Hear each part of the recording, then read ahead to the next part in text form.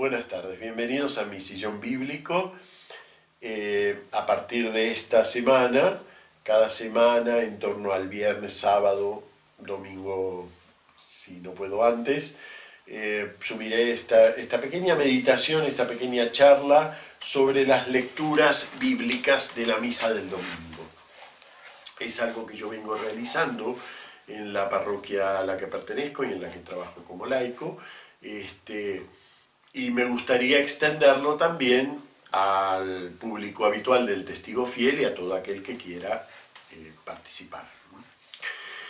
De momento es una grabación, esto no está saliendo en vivo. Cuando pueda técnicamente resolver esa cuestión, podrán hacer comentarios en el chat al costado. Por ahora lo que quieran comentar o hacer preguntas o lo que fuere, lo pueden poner aquí abajo en los comentarios, suscribirse, difundir esta iniciativa. Bien, y comenzamos aparentemente cuando ya la cena está servida, porque estamos en el domingo tercero del tiempo ordinario. Uno diría, ¿qué comienza ahora? ¿Por qué empezar ahora y no antes? Bueno, el domingo tercero del tiempo ordinario, cada año, comienza la lectura semicontinua del Evangelio que toca ese año.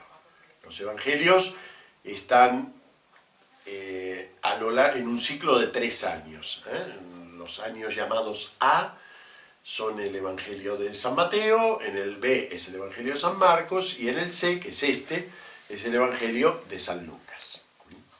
El Evangelio de San Juan se lee a lo largo de los 3 ciclos. Y en fiestas especiales, y bueno, se lee completo, pero no se hace nunca una lectura semicontinua del Evangelio de Juan, salvo en el ciclo B hay una sección del Evangelio de Juan que se lee de manera continua. ¿Qué quiere decir lectura semicontinua? Quiere decir que trataremos, o sea, la estructura de la liturgia está pensada para tratar de leer el conjunto del Evangelio en el orden en que está escrito, excepto algunos pasajes específicos que se leen para fiestas específicas y para celebraciones específicas. Entonces no forman parte de esa lectura continua. Por ejemplo, toda la Pasión de San Lucas no la leeremos cuando toque en la lectura semicontinua, sino que la leeremos en Domingo de Ramos. Todos los que son los primeros 3 capítulos del Evangelio ya los hemos leído en el ciclo de Navidad, pero no como lectura continua. ¿Qué leemos hoy entonces? Hoy leemos el prólogo del Evangelio de San Lucas y el inicio de la predicación de la vida pública de Jesús, su predicación en la sinagoga, cuando se levanta a leer el rollo de Isaías y anuncia que en él se cumple esta lectura que hace de Isaías. Eso es lo que leemos hoy. Con eso ya damos inicio a la vida pública de Jesús, que será el tema de los domingos del tiempo ordinario en esta lectura a lo largo de todo el año. Bien, el Evangelio de San Lucas tiene características propias y hoy es un buen momento para introducirse un poquitito en cómo es este Evangelio. ¿Por qué? Porque a lo largo del año, si tenemos presente algunas características del modo de escribir que tiene Lucas, apreciaremos mejor algunos matices de lo que él nos va a ir contando sobre Jesús. Venimos, lamentablemente, con cierta idea previa, incorrecta, de que los evangelios son una biografía de Jesús. Entonces, claro, si son una biografía de Jesús, ¿qué me importa a mí cómo lo cuenta San Lucas o cómo lo cuenta Marcos? Lo que me importa es que me cuenta la biografía de Jesús. Pero en realidad no es así, los evangelios no son una biografía. Y es muy lindo que hoy leamos el prólogo del Evangelio, porque el prólogo nos deja claro que la intención de San Lucas no es escribir una biografía de Jesús, sino recopilar la enseñanza de la Iglesia para que sus destinatarios, simbolizado en esta figura de Teófilo, a quien se nombra en el prólogo, para que sus destinatarios puedan reconocer la solidez de la enseñanza que han recibido. En ningún momento se habla ahí de ningún recuerdo biográfico, sino de una enseñanza que afecta a la vida de los que están escuchando o leyendo este Evangelio. Y así en realidad corresponde para todos los evangelios. Ninguno de los evangelios son la biografía de Jesús. ¿Y qué son entonces? Bueno, son evangelio. Lo que pasa es que la palabra evangelio en realidad designa un tipo de escrito específico cuyo primer exponente fue San Marcos y la cosa aprendió y otros quisieron escribir, como el mismo Lucas lo dice hoy, ¿no? Después de que muchos intentaron narrar, es un tipo de escrito, es lo que llamaríamos técnicamente un género literario. Pero para que no nos hagamos lío, porque evangelio ya lo tenemos identificado lamentablemente con la biografía de Jesús, para que no nos hagamos lío diremos que el evangelio es una catequesis en torno a la figura de Jesús. Ese es el sentido de cada uno de los evangelios que tenemos. Por eso tenemos varios. Porque si se tratara de la biografía necesitaríamos uno solo. Pero no se trata de la biografía. Se trata de la riqueza de la figura de Jesús y de cómo esa figura de Jesús le habla a cada persona de una manera propia. Entonces, cada evangelio, podríamos decir así, que tiene un tipo ideal de público. Se dirige a un tipo de persona, a un tipo de cristiano y propone un modo de encontrarse con la figura de Jesús. No son los cuatro iguales, al contrario, son bien distintos. Incluso cuando nos narran el mismo acontecimiento, viene bien acostumbrarse a comparar cómo cuentan lo mismo, qué sé yo, tomemos una escena de transfiguración, o Getsemaní, o bautismo, que está en los tres sinópticos, Mateo, Marcos, Lucas. Es muy lindo tomar una escena y ver cómo cada uno le aporta, aunque sea un pequeño matiz. Nunca son idénticos, siempre hay matices. Bien, ¿cuáles son los matices de San Lucas? La verdad es que, igual que nos pasa con los otros evangelios, no tenemos una biografía de quienes los escribieron. Nosotros decimos evangelio según San Lucas porque hay tradiciones del siglo II que atribuyen este evangelio a un compañero de Pablo, Lucas el médico. Lo mismo pasa con Mateo, lo mismo pasa con Marcos. Hay tradiciones del siglo II que atribuyen a estos evangelios su autoría. Pero en realidad los evangelios no hay nadie que firme y diga yo, Lucas el médico, escribo esto. Nada, no hay ninguna firma. El que más parecido tiene una firma es el evangelio de Juan, que dice el discípulo amado. Pero claro, no nos dice quién es el discípulo amado. Entonces también, nuevamente, una tradición del siglo II lo identifica con el apóstol Juan. Pero nosotros no podemos agarrarnos de esas identificaciones porque son muy débiles. Es decir, ¿qué tenemos? El nombre, nada más. ¿Qué significa que lo escribió Lucas, el Evangelio de Lucas? Bueno, nos orienta por lo menos en un aspecto. Que haya sido compañero de Pablo, a lo mejor lo fue por un breve tiempo, a lo mejor lo fue toda la vida, no parece que lo haya sido toda la vida, no conoce tan en profundidad el pensamiento de San Pablo, pero eso ya nos orienta de que es un evangelio ligado a ese mundo al que San Pablo atrajo a la fe. Y ese mundo es el mundo del paganismo. Aquellos que no entraban en el plan de Dios desplegado en el Antiguo Testamento, los otros, los paganos, los gentiles, los griegos, distintas formas de llamarlos que aparecen en el Nuevo Testamento, podríamos decir en general, los otros, los de afuera del círculo. Esos son aquellos a los que se dirige el Evangelio de San Lucas. Posiblemente, y esto sí que hay discusión entre los especialistas, pero posiblemente el propio San Lucas es un pagano convertido a la fe cristiana. Y por lo tanto él mismo experimentó ese llamado, ese estar afuera por completo y entrar. San Lucas maneja un griego muy elegante, es posiblemente el mejor escritor dentro de los escritores del Nuevo Testamento, el que mejor maneja el idioma griego. El idioma griego es evidentemente su idioma materno, su idioma natural. Eso se nota digamos, en los otros escritores, cuando, a pesar de estar escribiendo en griego, porque todos escriben en griego, están pensando en arameo. El griego no les resulta su idioma natural. En cambio, San Lucas no solo escribe en griego de manera natural, sino que escribe muy bien, tiene elegancia y tiene conocimiento de la literatura helenística, es decir, de la literatura que circulaba en ese momento.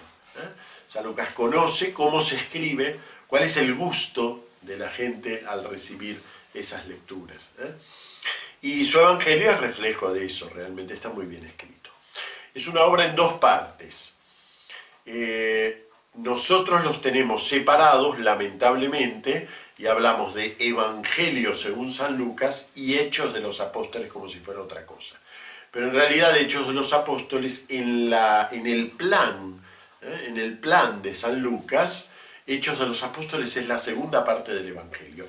Y es tan Evangelio como la primera.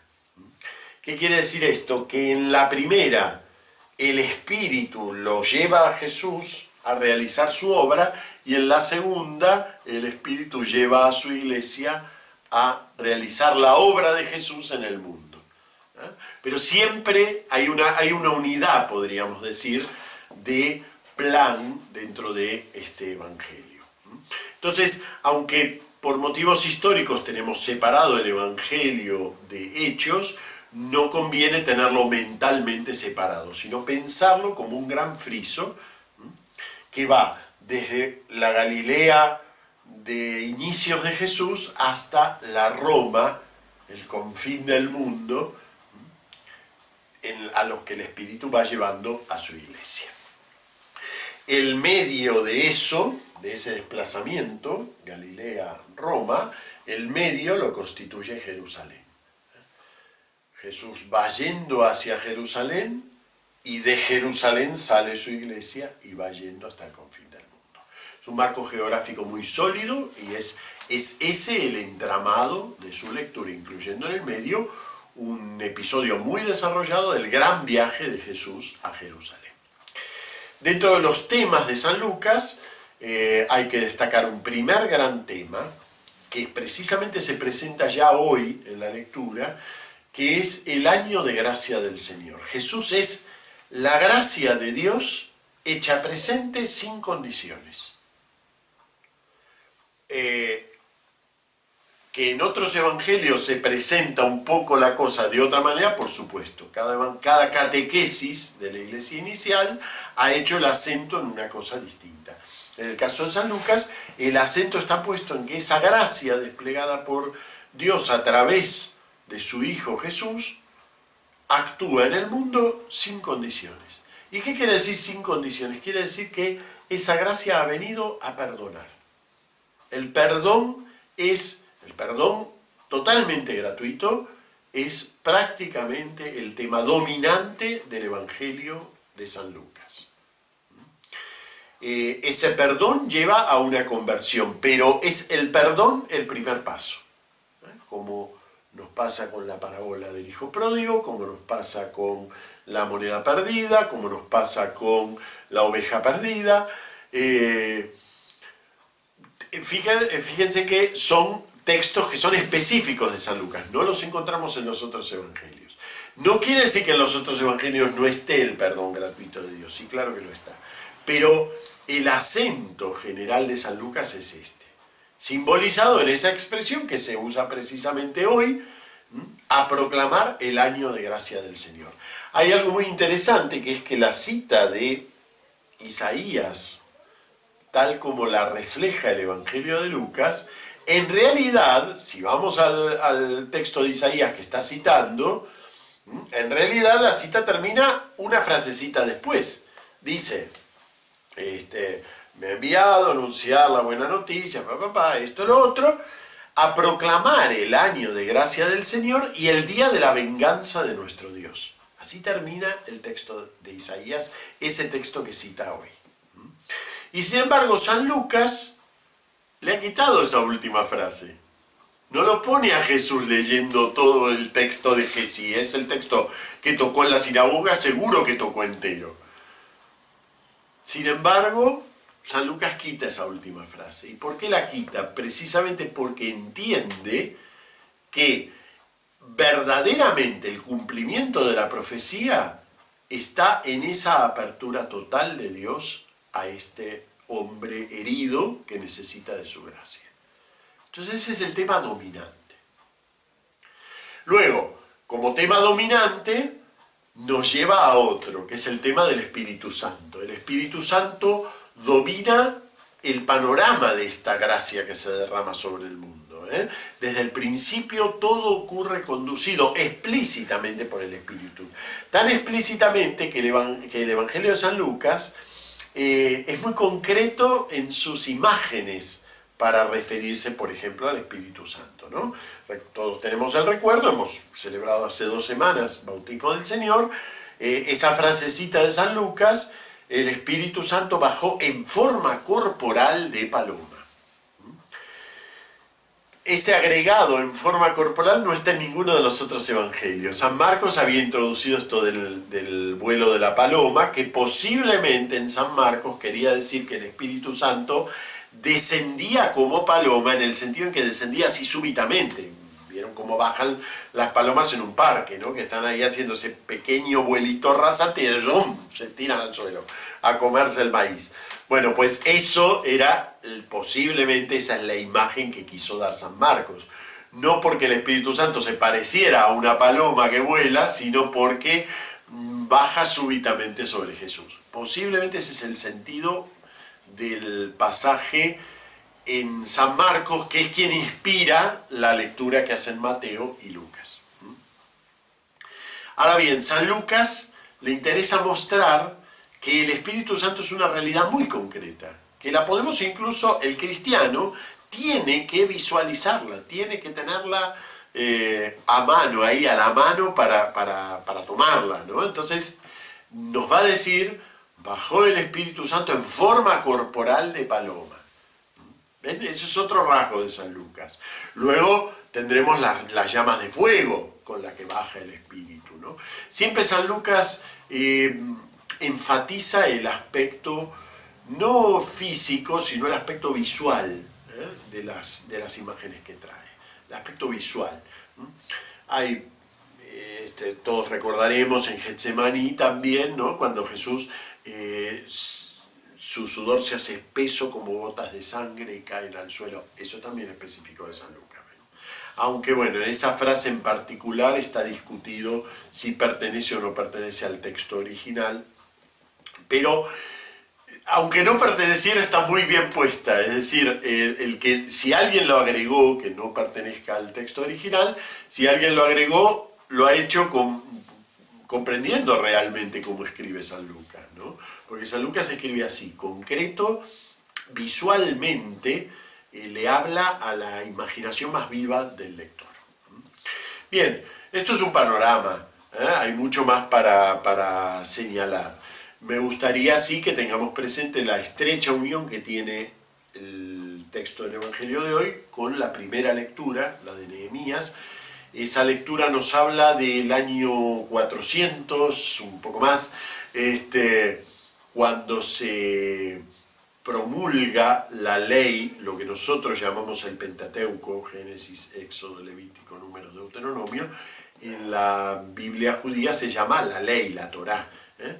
Para esos años estuvo completamente redactada esa Torá y se promulgó en la ocasión que nos muestra esta lectura de Nehemías. Lo interesante es cómo ya en esa lectura se hace alusión a que la ley de Dios es una ocasión de gracia, ¿no? No hagáis duelo ni lloréis porque todo el pueblo lloraba, claro. Escuchaban esa lectura de la ley, se comparaban a sí mismos con esos grandes patriarcas, con esos grandes creyentes, y lloraban, ¿no? Y entonces Esdras les va a decir, no lloréis hoy, al contrario, alegraos, recibirla, porque la palabra del Señor se despliega con un poder en nuestra vida, ¿no? La palabra del Señor siempre es fuente de gracia y siempre es fuente de alegría.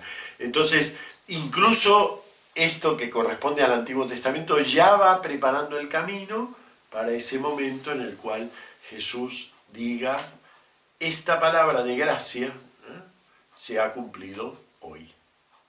Y el cumplimiento es, por supuesto, el mismo. Bien, y con esto dejamos por hoy. Hay muchísimo más para comentar, pero no me gusta extenderme demasiado en estas charlas de cada semana. Y bueno, nada, invitarlos a venir la semana que viene a mi canal a continuar esta lectura de San Lucas.